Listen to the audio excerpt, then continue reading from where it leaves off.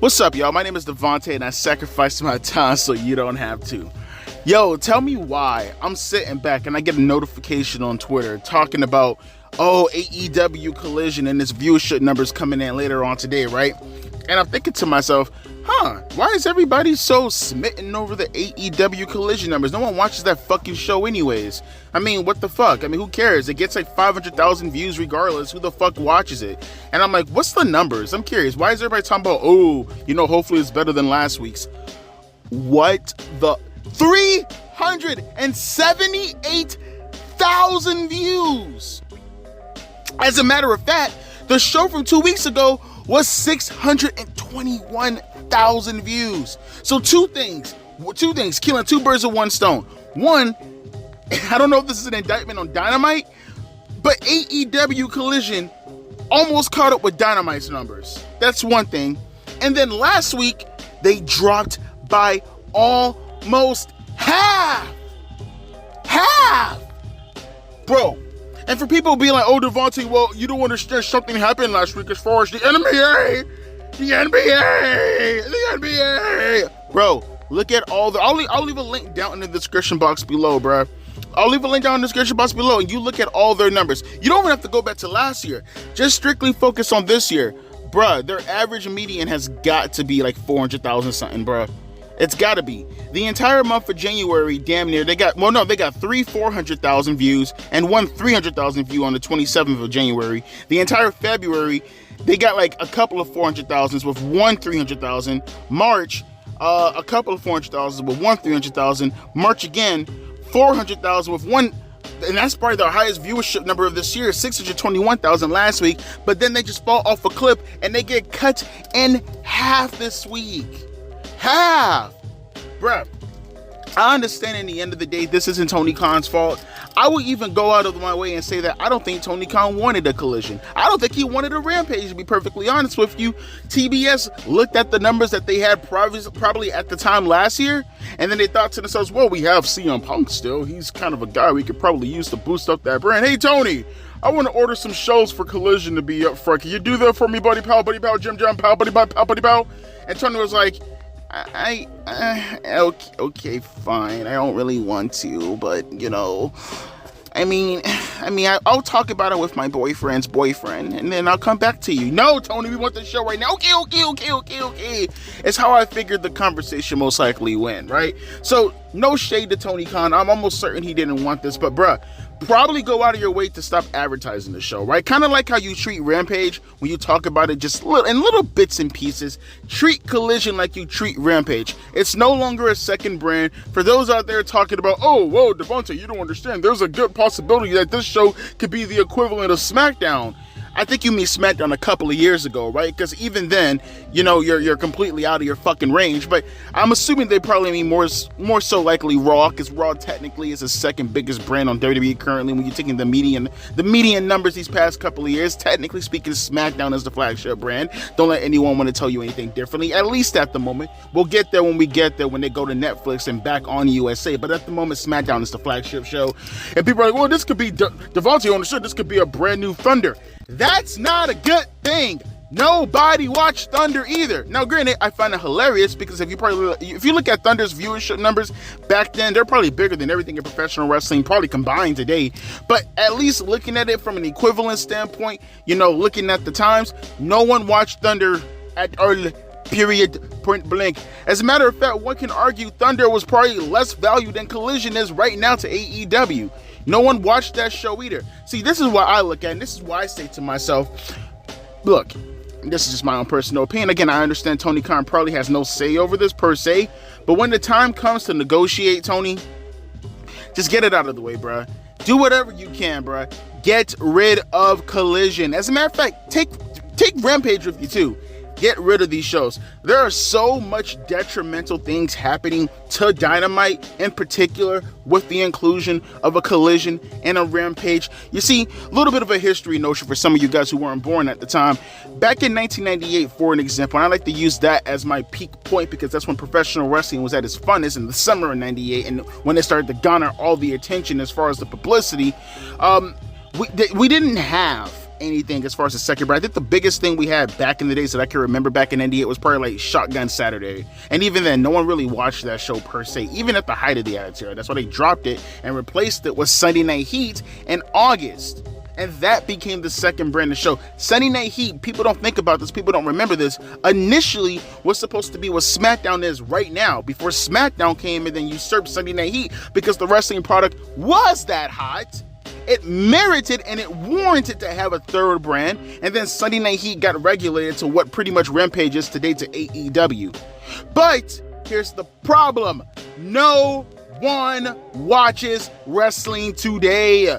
For everybody who keeps saying over and over again, we're in a boom period. We're in a boom period. We're not in a boom period. Just because you inflate your fucking ticket prices, just because you go out of your way to make everything look way more special than it has any right to be. Look, I will give credit where credit is due to WWE in regards to their live attendance, but their live attendance ain't got shit to do with their viewership numbers. Their live attendance ain't got shit to do as far as social media is considered, because if you look at the social media numbers today, and it's so hard, because I hate when people make this bad faith argument about, well, Devontae, look at the social media numbers, Devontae. Don't look at the viewership numbers. Don't look at the viewership numbers. There are two things you can take into context when looking at a situation like that, and this involves AEW. I'm gonna get back to them in a minute, but just really quick.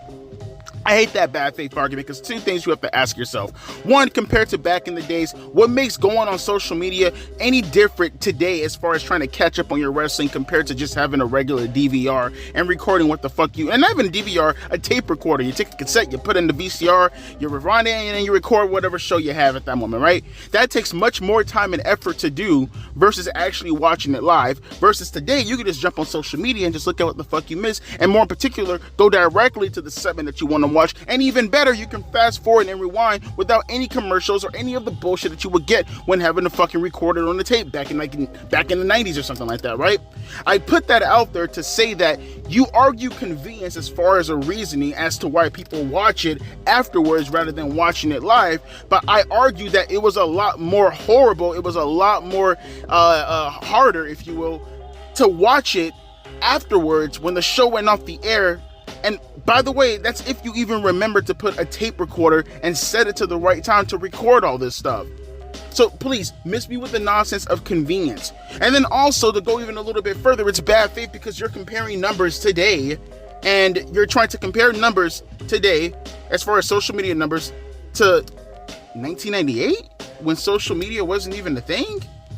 So all I really can focus on is the TV numbers, and then I say to myself, okay, well, the TV numbers happen to look like this right now with the same capabilities that everyone has today at a more prehistoric notion, but still pretty much the same thing today versus back in the days. So I'm going to look at the TV numbers. If the TV numbers are this high compared to these numbers today, then how would social media have looked if it existed in 1998 versus the numbers today? That's why I never look at numbers and say to myself, well, yeah, great argument. Yeah, you're right. People do watch professional wrestling outside of television more, and cable is dying. No, it's nonsense. Because how would the numbers look back in the days of cable was dying, right? Just going off the disparity of cable numbers back in the days versus cable numbers today, when we both had capabilities of recording the show afterwards. Again, it's just a bad faith argument. But going back to AEW and looking at Collision for an example and saying, what the fuck? Look, if you're going to keep AEW Dynamite around, right?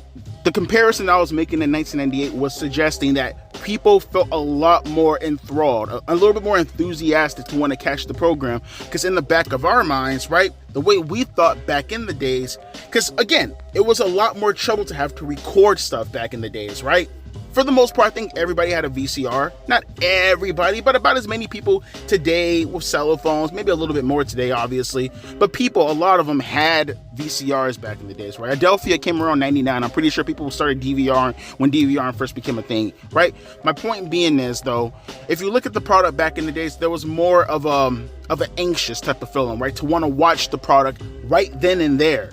there was a more feeling of like, oh, well, fuck, if I miss this, then I'm missing. Because back in the days, you don't understand. This is why I say when people are like, oh, you know, Devontae, back in the days, you can't do that in professional wrestling today. Explosion, explosion, explosion, explosion, explosion. Okay, look here, Mr. 23-year-old, shut the fuck up, because you don't know how the fuck the world worked back then, right? Just because everything today has to go in super duper slow motion, or you're fucking, you have to get your little fix as far as watching little binge shows in one session on Netflix, which, by the way, is a complete contradiction of what the fuck you were arguing. Oh, I want everything to be slow. Not everything has to be at one time. But here you are on Netflix binging a whole season of a show at one time because you can't wait for the next week episode to drop.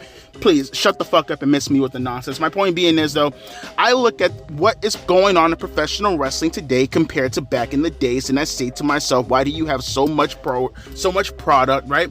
When no one gives a fuck about professional wrestling in the manner of how you believe they give a fuck about professional wrestling. And hell, at least WWE has the excuse of, you know, well, domestic numbers are more so falling than anything else outside of the attendance, right?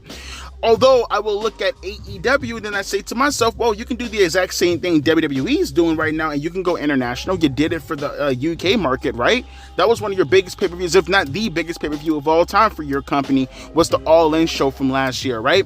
So why won't you go international more often? I don't know what the restrictions happen to be. I don't know if there's anything in regards to holding them back for doing it like WWE does it. But what I do see is a product that is lacking. It's lacking as far as popularity is considered, especially right now at a time with WWE as far as its market is considered. I would not necessarily call it a boom per se. They're breaking records, but always take into account once again that inflation plays a factor when you look at these numbers. Whether you're talking about the ticket sales, I heard people bitching a couple of weeks ago, or what was it, like a week or two ago, about the ticket prices going into Clash of the Champions, right? Or what was that? What was it, the show and was it Clash of the Champions, or was it the I think it was Clash of the Champions, if I'm not mistaken, right?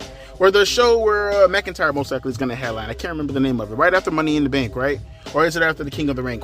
You get what I'm fucking saying, though, right? Ticket prices are outrageous nowadays. So I think that has more to do with the numbers being so big nowadays. And then also you take into context the contracts and shit that are attached to the company. And so that's where that figure comes from. I think people misconstrue that and say it's a boom period. When no, they just heighten the fucking price tickets if people are willing to pay that price for it. For whatever reason, that happens to be the case. I don't know, super hardcore wrestling fans, but when you look at the domestic numbers as far as where it's at today versus a couple of years ago, it's not there. And when I look at AEW and I say to myself that even WWE can't make it to the point where they can get their viewership numbers up domestically, what the fuck makes you believe that you are in any contention to do what they can't even do?